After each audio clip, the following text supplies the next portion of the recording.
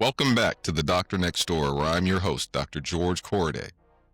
I have a very special guest today, Dr. Dorothy Kodzwa, who is a board-certified endocrinologist and obesity medicine specialist who helps patients navigate some of the most common and most challenging health issues we face today. This includes obesity, diabetes, and thyroid disease. She combines cutting-edge science with practical strategies to help patients improve their health and quality of life. Dr. Kodzwa, thanks for joining us on the Doctor Next Door podcast. Thank How are you, you Dr. doing? Corday. I'm good. Thanks for having me. I appreciate your time today. Yes, thank you. So I would be remiss if I didn't say Dr. Kodzwa was also one of my good friends and homies. So Yes. if we get off on tangents, it'll be because of that. Truth. Yes. So I'll start with what makes a smart young lady who can become a doctor say, I want to go into diabetes and weight loss and hormone regulation. I want to be an endocrinologist when I grow up. What happened? Well, that's actually kind of an ironic tale. I was diagnosed with hirsutism when I was actually a teenager. Hirsutism is what the medical term is for hair on my face and hair in weird places is. But if anyone who knows any kind of medicine realizes that's actually not a diagnosis, it's a symptom. And so over many years of workup and incorrect treatment, I ended up finding I had adrenal insufficiency that I was born with, that had been incorrectly treated. And so I ended up developing diabetes as a complication of that incorrect treatment and Cushing's disease. Gained a couple of 100 pounds, the usual side effects of excess steroid. And I found, because I'd grown up in medicine, my mom was a nurse and worked at a teaching hospital in Africa. So I'd grown up around physicians and nurses, and I just decided I didn't actually like doctors. Like, I didn't like anyone I had to work with or interact with. And anyone that knows endocrinologists knows that we're a dry, nerdy bunch. And it was just really hard for me to find a physician that I connected with until much, much later on. And so I decided that I was going to go into endocrinology because I wanted to be able to treat myself, physician heal thyself. Hmm. And that's what kind of led me down into endocrinology. And then I actually found an endocrinologist I liked that listened to me. And yeah, the rest is kind of history. And she's still my endocrinologist, by the way. It's been like 21 years, but she's Wow. still my Yeah. endocrinologist. Well, I mean, that's adrenal insufficiency, Cushing's, diabetes, not Yes, feeling heard, right? And right. then creating the thing that you need. Like, I need someone that I can relate to and help Right. young girls like me dealing with this, really scary time, Correct. right? So Correct. that Yes. most of the people I have on the show report very similar beginnings. So yeah, Yes. you create the path that isn't there, right? Um, Yes. so let's jump into it. Why does it seem like obesity has become more common than ever over the last few decades? What about our modern lives creates this dynamic where we're going to be obese? Like most of us here in the States, Mhm. at least, are going to be obese or It's actually dealing with kind of obesity. So it's kind of an interesting thing, right? Because when you're looking at the prevalence and the demographics of diabetes, yes, of fluffiness in general. Sorry, instead of obesity, I use the term fluffiness. So if I flip in and out, that's what we're talking about. Okay. So if you look at the prevalence of obesity in the United States, yes, over the past several decades, probably since the 60s, that has been on an uptick. There are ideas that float around about it being due to several determinants or variable determinants. So, for instance, if you're looking at gestational moms and their kids during gestational diabetes, especially for the poorly treated gestational diabetics out there are actually epigenetic changes that occur. So, changes to the baby's genes that result in them having higher rates of obesity. So, we see that in that population. In the 1970s, probably late And 60s, there was just for the layman out there, gestational means a pregnant lady, right? pregnancy, right? So Yes. pregnant ladies. So Yeah. gestationals is going to refer to your pregnancy period. Yeah.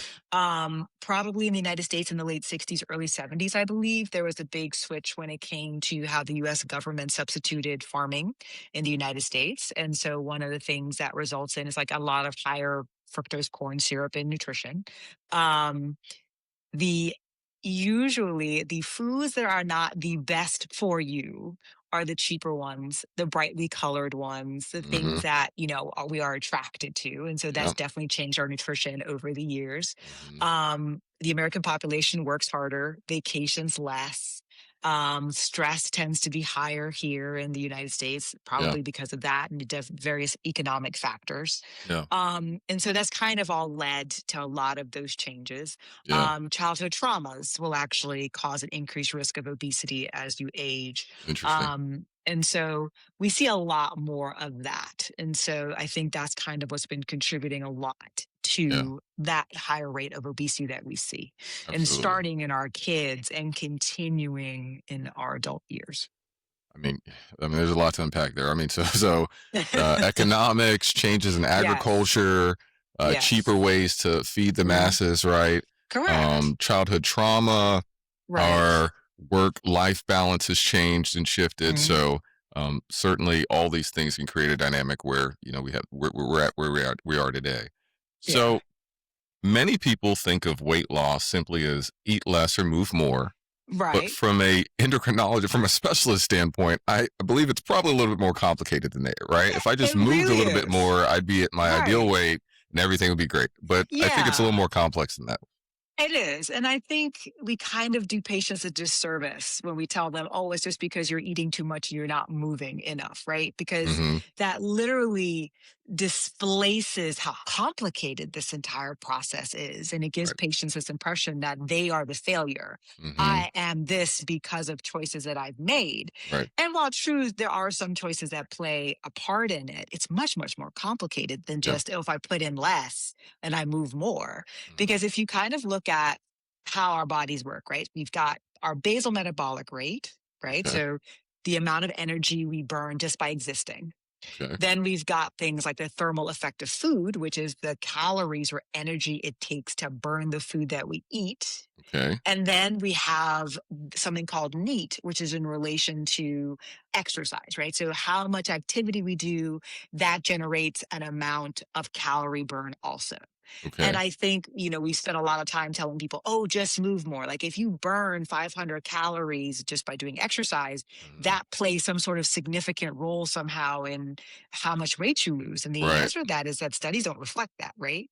Very interesting. So you would need to exercise about 60 minutes, 6 days a week of high intensity exercise to just maybe lose 2 to 8 pounds, maybe. So don't quote me Wow. on that exact weight loss, but Yeah. like Yeah. not a whole bunch of weight, right? Yeah. And so we spend a lot of time telling people just move more, right? But then Mm-hmm. there's also the component of, yes, it's about what you eat. Mm-hmm. So nutrition plays a role. But even within nutrition, there's a processing that has Mm-hmm. to occur to that nutrition Yeah. that requires hormonal signals in our gut, how our brain responds to hormonal signaling. Mm-hmm. Also revolves around how much stress we have in our lives, how we sleep at night, Mm-hmm. medications we take. So it's Okay. much, much more complicated than just, oh, if I eat less and I Yeah. move more, I'll lose weight. Because Absolutely. that's not what it's about. I mean, it's important, I Yeah. think. Like Yeah. don't say that that's diminished, Sure. but within that equation, Mm-hmm. there are several little sub equations with parentheses that kind of add up. Absolutely. So I So mean, yeah. so you touched on a lot there. I mean, for the people that aren't, super nerded out by the science and stuff like that. I mean, you talked about a resting rate that your body has anyway of its ability to burn Right. fat. You talked Mhm. about, the amount of energy you would need to expend or exercise you would need to do to get rid of, what you've Mhm. ate that day. And then Right. the fact that you could exercise a ton and only Mhm. lose like a pound, right? Right. Based on these Right. complex equations that nobody Mhm. understands, right? Correct. Um, and then you also highlighted, genetics. Like there's certain things that your body is set a certain way Mhm. metabolically, and that Mhm. may lead you down that obesity pathway, even if you do everything right, or what you Right. think is right. So, Correct. I think you touched on a lot of interesting points and why it is very complex. Mhm. So, what do you think the biggest misconception people have about obesity and weight loss is? What is the biggest thing people just get wrong? So to make this as simple as possible, I'm going to Hmm. break it down into like how I talk to patients. Hmm. Okay. Yeah. So I think one of the biggest mistakes that we all make, even physicians will do Mhm. this, is we don't understand that obesity or fluffiness is a chronic relapsing disease. Mm, It's like hypertension, right? mm, So your blood pressure is bad, you're not on meds. You take meds, your blood pressure gets better. You don't mhm, just stop the meds. mhm, Fluffiness, obesity is just like hypertension, right? mm, So you've had things that have occurred that have resulted in where you are. In mhm, diabetes in particular, and not diabetes, in obesity in particular, we've mhm, talked about genetics. We've talked about social determinants of health in terms mhm. of as a child, what was provided to you, the traumas that occurred to you Sure. that have changed how signals get processed. Mm, And then the other part of this is going to be what happens pathophysiologically with fluffiness. And mhm. this is, I think, where the complications and the lack of understanding arises. So, Yeah. to keep it as simple as possible, Mhm, okay, you've got an accelerator. So, you have a signal in your stomach that tells you to eat. mhm. Okay, that's Yes. ghrelin. All right, Yes. Okay. Ghrelin. Got it. ghrelin. Okay. Then you have got about 5 to 6, if I remember correctly, different hormone signals that Mhm. occur in your small and large intestine Okay. that basically says stop eating, Okay. but not just stop eating. What do you do with what you have eaten?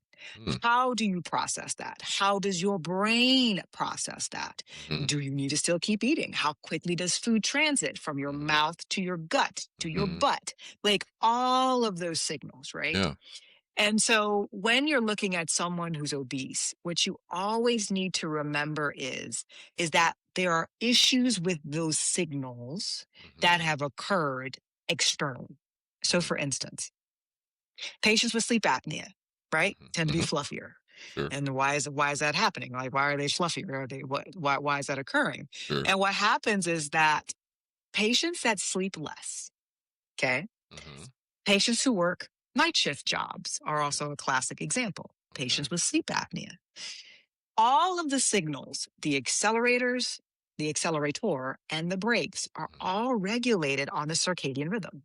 mm. You don't get 8 hours of sleep at night, that's restful. You dysregulate those signals. Very Some interesting. studies have shown that you'll actually increase the level of the accelerator by about 30%, and you can decrease the level of the braking system by about 20%. Wow. Yeah.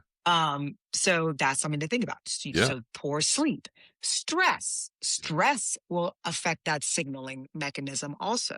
Mhm. And so it's important, once again, that kind of goes back to why this is not just about eat less, move more, Sure. right? Yeah. Your body has a set point, a place it likes to keep you. Your Mhm. set point in weight is determined by genetics, right? So you can't change genetics. If your Right. family's fluffy, you're going to be fluffy. Sure. The other four are the modifiable things, but Mhm, those are things like diet, stress, exercise, mhm. sleep. Yeah. If you don't fix those, your weight stays here. You Yeah. work really, really hard. You go to the gym, you Mhm, eat like you're supposed to. Your weight will mhm. come down to here. You Right. have a bad week or two, you end up right back here Yeah. because your set point hasn't shifted. Interesting. And so, like I said, I think one of the things that where people fall down and not realize how complicated that Mhm. is that you have multiple mechanisms that you have to work with to Sure. shift down that set point to keep it here. Yeah. So when you do lose weight, instead of kind of going back here, Yeah. you stay here. The So other thing that people never consider is metabolic adaptation. mm. Our bodies don't like it when we lose weight. Our bodies are like, but why? Okay. I do not understand what is I happening. prefer being fluffy, right? Exactly. There's safety in fluffiness, right? Right. Like if you get pneumonia, Mhm, if you get COVID, mhm, like you have metabolic reserve to a certain extent when you're fluffy. If mhm. you're skinny or a normal weight, you're more at risk for death. Interesting. So, like, there's a fine balance there. And Yeah. so, when we lose weight metabolically, Mhm, our signals change, mhm, our basal metabolic rate changes. mhm. And so that also makes it harder to maintain that weight loss because your body kind of wants you to snap back. Yeah. And that's one of the studies that, like, they had the Biggest Loser study that was done by a researcher at NIH. Mhm. And I remember when the results came out, it was like, oh. It was a gasp, because what he showed was is that patients that, 15 out of 16 of those contestants lost all that weight. Mm-hmm. Their basal metabolic rate at the end of the weight loss was 500 calories less than what it had been when they were heavier. Interesting. And then when they gained back weight, their metabolic rate didn't go back up. That's interesting. So, So I want to make sure we don't talk over our listeners that aren't physicians, right? So you Yeah. covered a lot there, right? So first of all, there are chemicals in our bodies that accelerate eating patterns, and several that try to put a brake on it, say, hey, you do not need to Correct. eat. Mhm. All sorts of things affect these chemicals, including genetics. Some things you can and can't control: stress, sleep. Correct. Those are complex interplays that influence obesity and risk of diabetes, et cetera, right? Mhm. So that's one. And then you were saying that there are things like your metabolic rate and set point that are set. Like these are genetic predispositions. Like you're going to be more fluffy if, Right. Grandpa Corday was more fluffy. Like, Dr. Correct. Corday, you'll be a little more fluffy, right?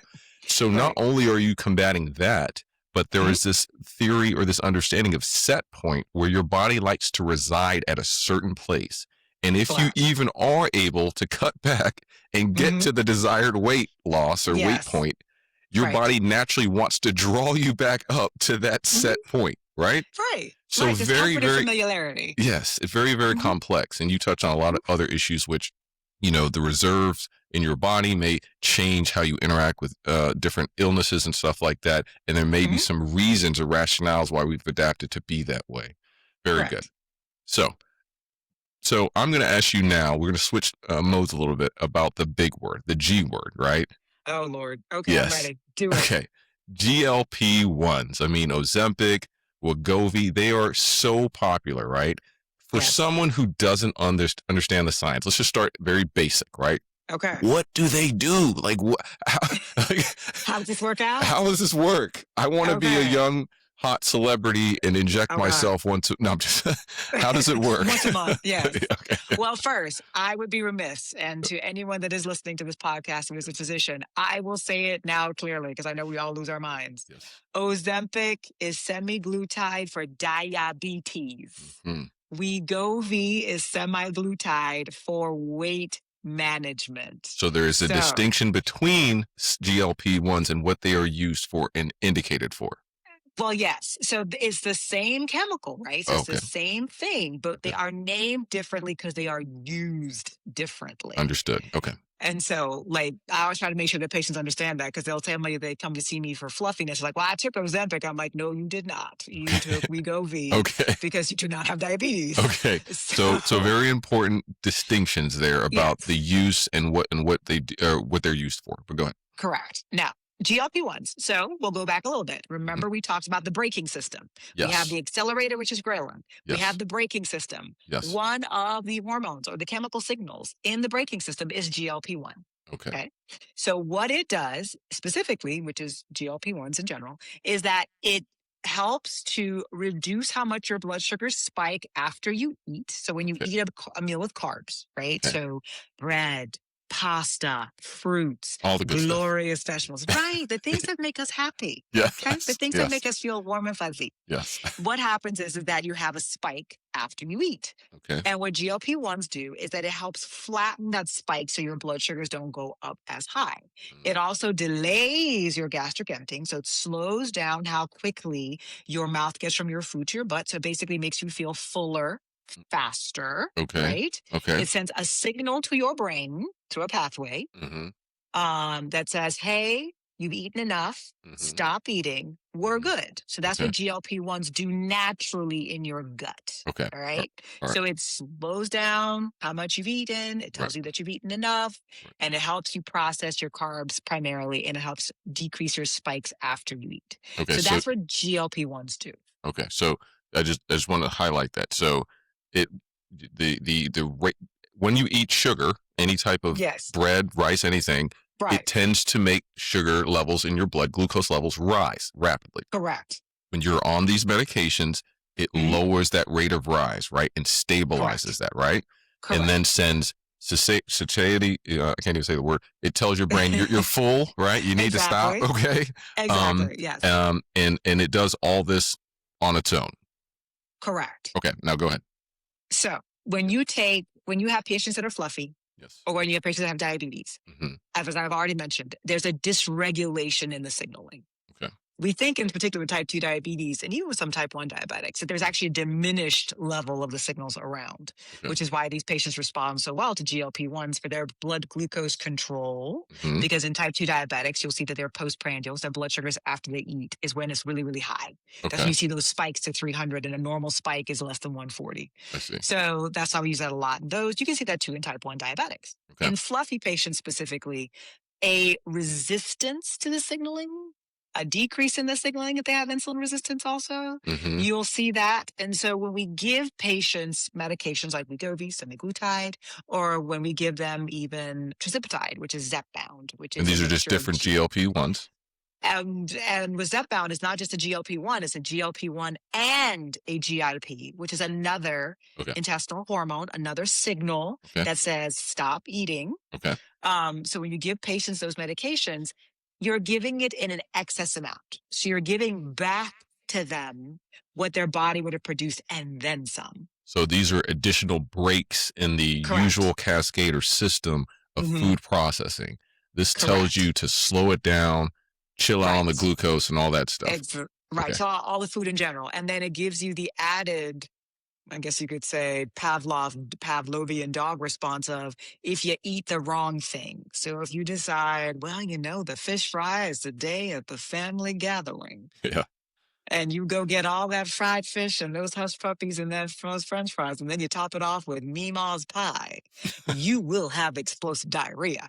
Okay. So and dumping syndrome. So you will learn, in Yeah. essence, what foods to avoid. Yeah. So it does cause satiety. You will feel full, but I don't Okay. want people just to walk away thinking that all it does is that it tells you to stop eating, because it's not just that, right? Okay. It affects these multiple cascades of Yeah. signals along the way Yeah. that just affect how you process what you eat, how Sure. much you eat, what Yeah. your brain thinks you've eaten. Yeah. So it does a lot of those things. So that was well said, and I appreciate you breaking that down for us, little people that don't understand GLP-1s.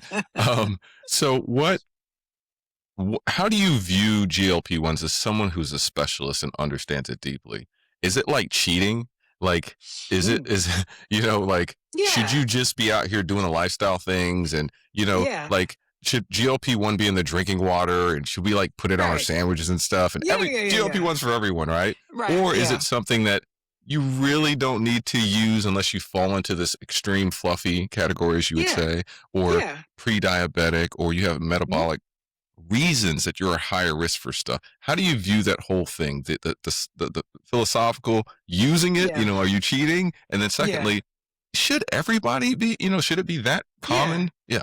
Makes sense. Yeah. So, especially with treating obese patients, I hear the gambit of things, right? So I have patients who come and they're very upset because their families have basically told them they've been cheating.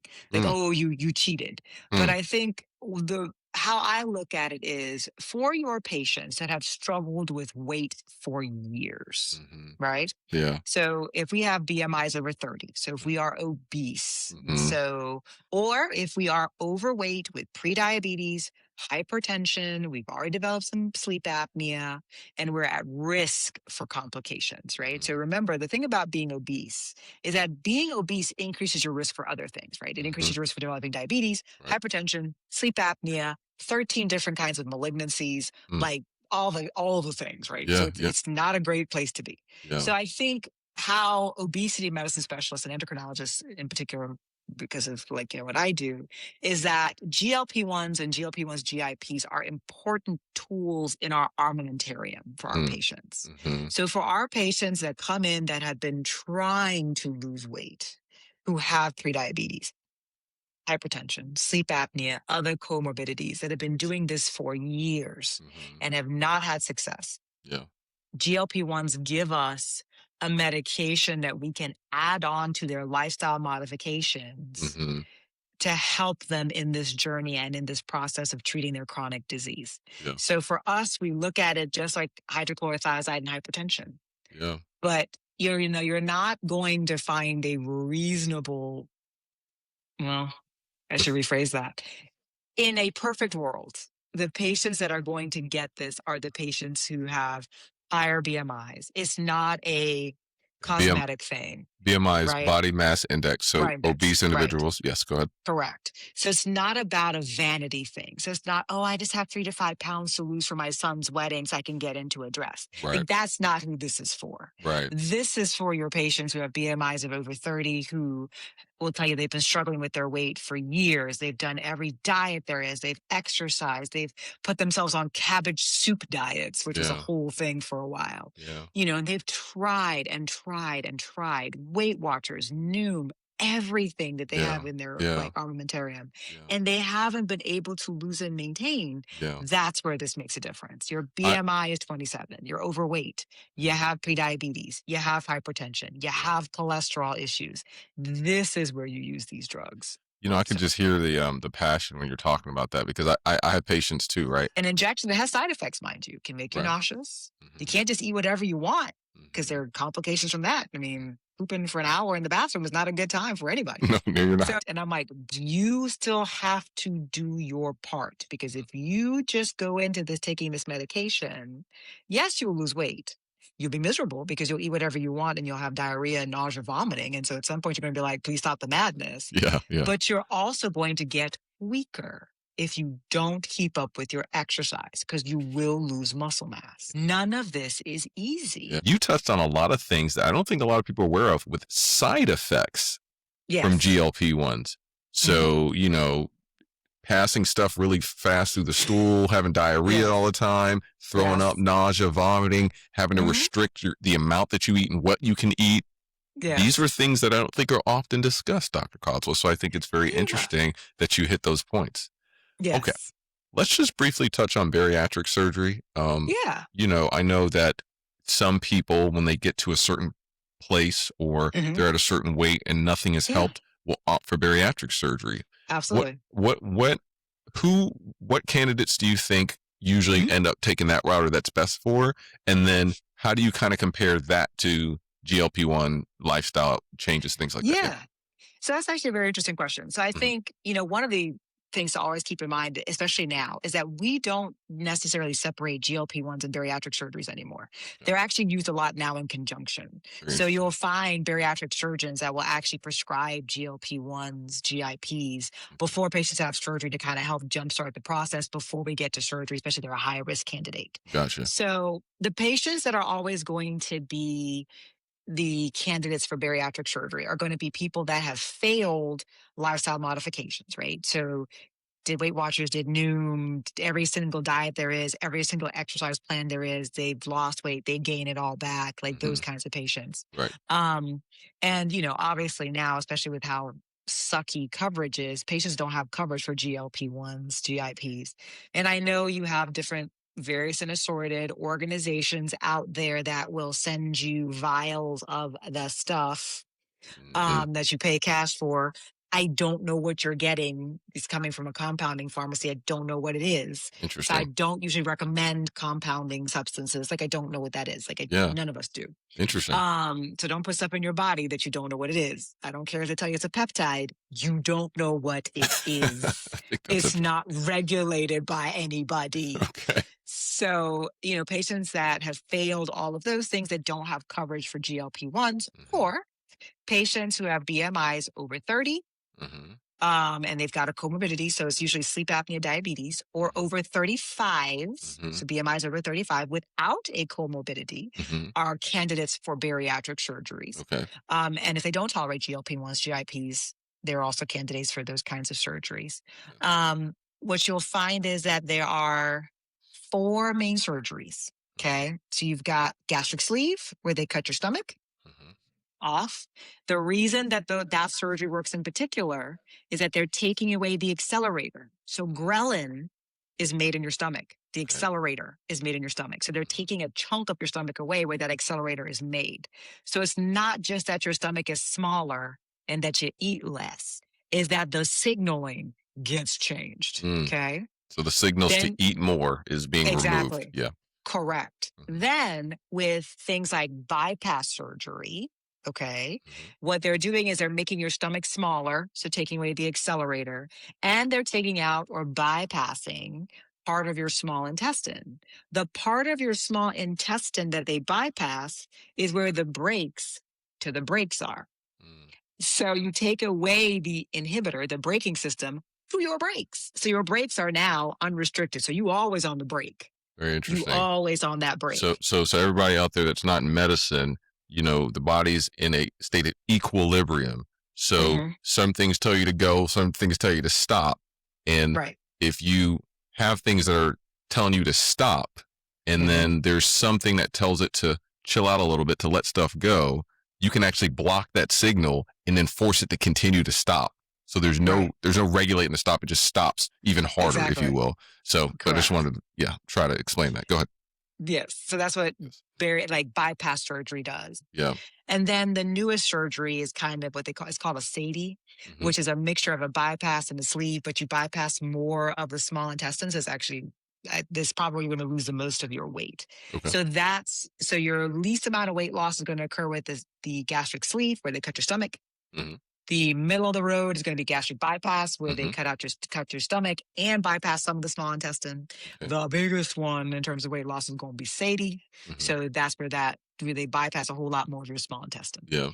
And you'll find, like I said earlier, you'll find a lot of gastric surgeons Hmm. that will now use these medications, GLP-1, GIP, with patients to help them lose a little bit of weight before Yeah. they kind of do these things. So yeah. So I mean, so just to recap, because I like to kind of, because we're both docs and I don't like to Yeah. overtalk people.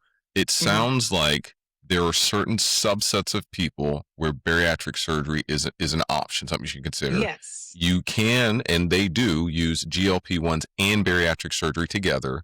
Hmm. And the idea that you're simply shrinking your stomach is not correct. You are actually Right. removing signals that cause you to eat more or Mhm. cause you to eat less. You're changing the anatomy in Right. there, right? It's not just Correct. making a smaller container for your food. Exactly. Okay. Correct. All right. Yes. So, we're going to shift gears a little bit because Okay. you don't just treat obesity and diabetes, Dr. Kodzwa. You I do treat not. many different hormone diseases.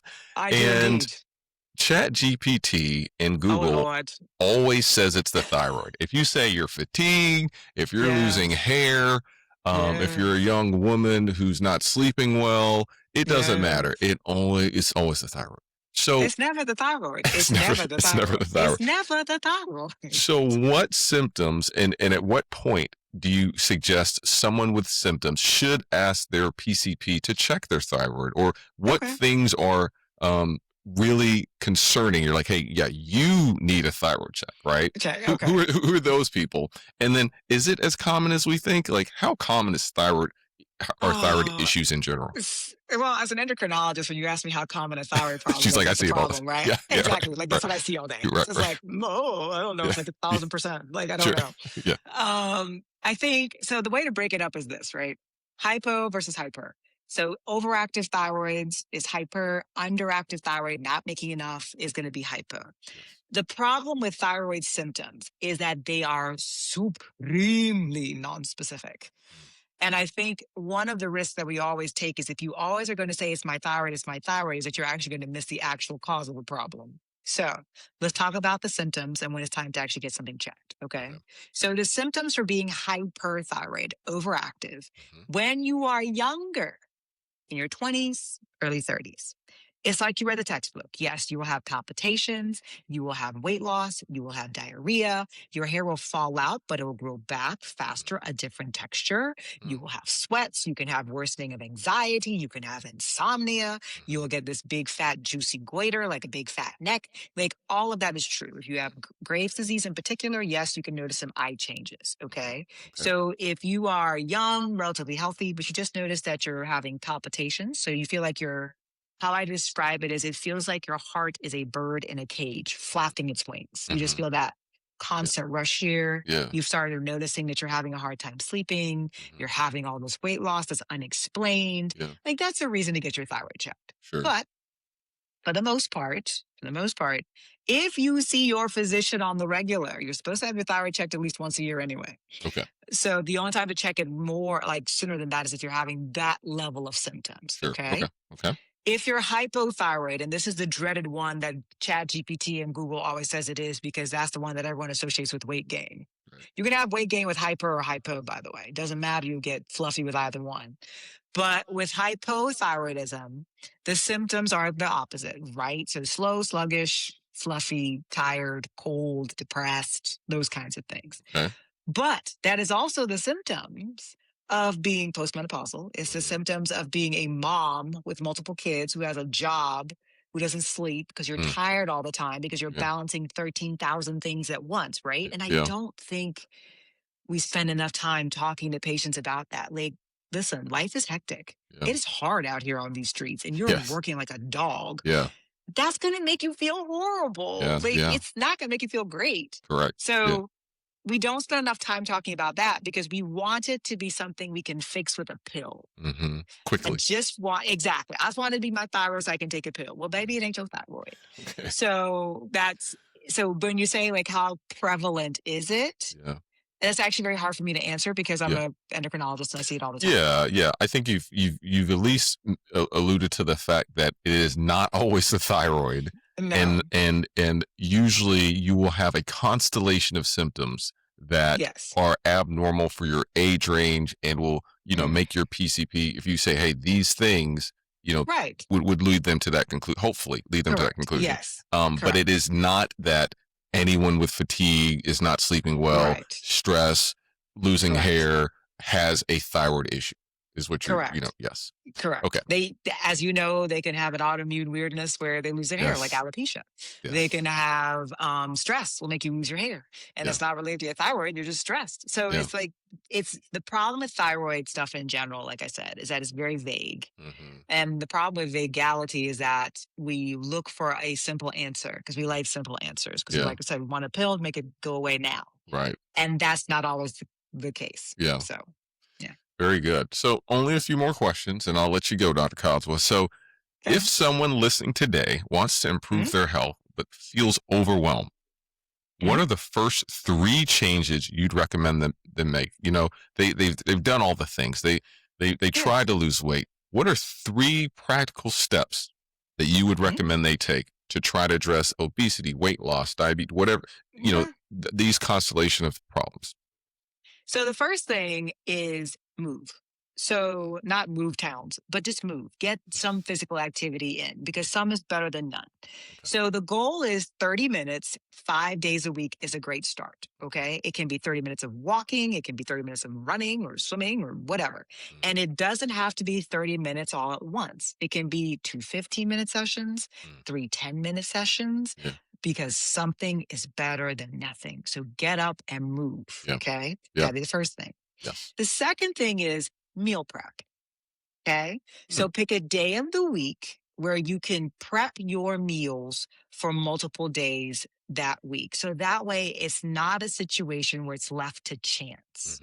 Okay. It's not you being at work and saying, I don't have time to do anything right now to make something healthy to eat. Let me go get McDonald's. Let me go get fast food or something like that. Yeah. Like if you choose a day and meal prep, that makes a big difference because you're in control of what's going on in your mouth most of the time, right? Yes. Yeah. The third thing is going to be sleep. Find a way to get at least 8 hours of restful sleep a night. Interesting. That's the hardest one because a lot of us don't get enough sleep. Yeah. So 8 hours of sleep at night. So it's funny because that was my last podcast topic of sleep. I mean, it's so crazy how sleep affects everything. Go ahead. It does. And I think this is like a bonus one, right? The fourth one. But show yourself some grace. Weight loss is hard. Okay. If it was easy, everybody could do it. Yeah. You beating yourself up, calling yourself names, saying you're a failure has never helped anyone get anywhere. You deserve to show yourself grace. Yeah. It is hard. Yeah. Yeah. So if you would have asked me what were the 3 things a specialist would have said, I would have not moved for sure, right? Yes. Energy, expending energy, burning calories. I got that. I would have not thought you would have said meal prep and sleep. So that's why it's powerful having you on here because like you said, if you're left to your own devices, you will eat bad. You'll eat the quickest, Right. easiest thing, and it usually is not the Exactly. most nutritious, right? And then No, it's not. also, we discount how much sleep we need, or how Hmm. important it is, right? You just like, oh, Hmm. I can function off 5 hours. Well, you may Exactly. be developing diabetes or weight Hmm. gain issues because Hmm. of it, right? So, Yeah. very good. And I love your last point about grace, because I think there is this understated psychological aspect of any chronic condition, right? You're struggling, Hmm. you're trying to do the thing, and you feel like a Right. failure because you didn't lose the X amount of pounds in 2 weeks or Hmm. whatever. Give yourself a Hmm. little bit of grace. Like, you're trying, Yeah. right? That's better Hmm. than nothing. And you get up and Right. you keep going. So I really like these answers. All right. Mhm. So, one last question for Dr. Kotzwa today. If you had 60 seconds with every American struggling with their weight, someone who's tried every diet, they feel frustrated, and they're starting to lose hope, what would you want them to understand?